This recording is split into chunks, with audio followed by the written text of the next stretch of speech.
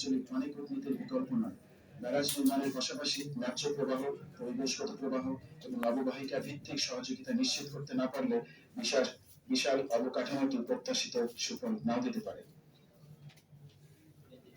পলি ব্যবস্থাপনার কার্যকারিতা আরেকটি গুরুত্বপূর্ণ বিষয় এখানে, বিশেষ করে এই প্রকল্পের জন্য।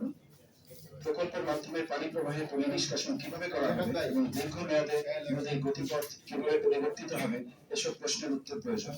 সমালোচকরা মনে করছেন যে প্রকল্পের কয়েকটি গুরুত্বপূর্ণ মডেল পুরনো তথ্যের উপর নির্ভর করছে এবং পদ্মার পরিবর্তিত নদীর ও পলি পরিস্থিতি নিয়ে নতুন উন্নয়নের প্রয়োজন রয়েছে, যেখানে জীববৈচিত্র্যের প্রশ্ন সমান গুরুত্বপূর্ণ।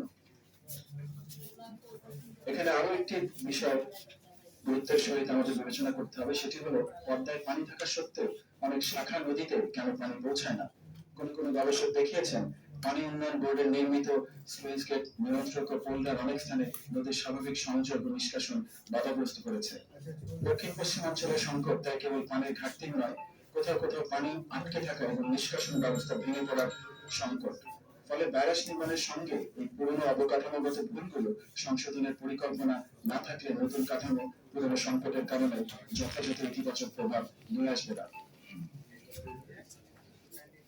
আমরা প্রায়ই বড় প্রকল্পের আলোচনায় সার্বভৌমত্বের কথা বলি। নিজস্ব অর্থে নিজের নদীর পানি ব্যবস্থাপনার আকাঙ্ক্ষা অবশ্যই সার্বভৌমত্বের অংশ, কিন্তু শুধু রাষ্ট্রের নির্মাণ ক্ষমতার নাম নয়, নাগরিকের তথ্য জানার অধিকার, নদী নির্ভর মানুষের অংশগ্রহণ, পরিবেশগত ন্যায় বিচার এবং ভবিষ্যৎ প্রজন্মের প্রতি দায়িত্ব সার্বভৌমত্বের অংশ। রাষ্ট্র যদি নদীর উপর নিয়ন্ত্রণ প্রতিষ্ঠা করে কিন্তু নদী তীরের মানুষের কণ্ঠকে আলোচনার বাইরে রাখে, তাহলে সেই সার্বভৌমত্ব অসম্পূর্ণ থেকে যায়। আজকের গল্পগুলোর উদ্দেশ্য হলো এসব বিষয়গুলোকে মাথায় নিয়ে কি করে একটু সাফল্যজনক ভাবে এই প্রকল্পে বাস্তবায়ন করা যায় সে বিষয়ে সরকারকে পলিসি সহায়তা প্রদান করা।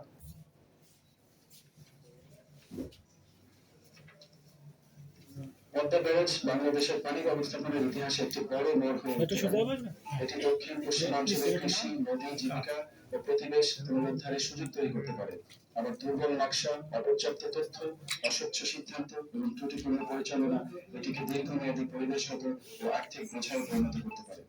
আজকের আলোচনায় এই বিষয়গুলোর চুলচেরা বিশ্লেষণের একটি সুযোগ আমাদের সামনে নিয়ে আসবে। এই প্রত্যাশা নিয়ে আমরা আমাদের আজকের গুরুত্বপূর্ণ আলোচনা শুরু করছি। আপনাদের সবাইকে ধন্যবাদ।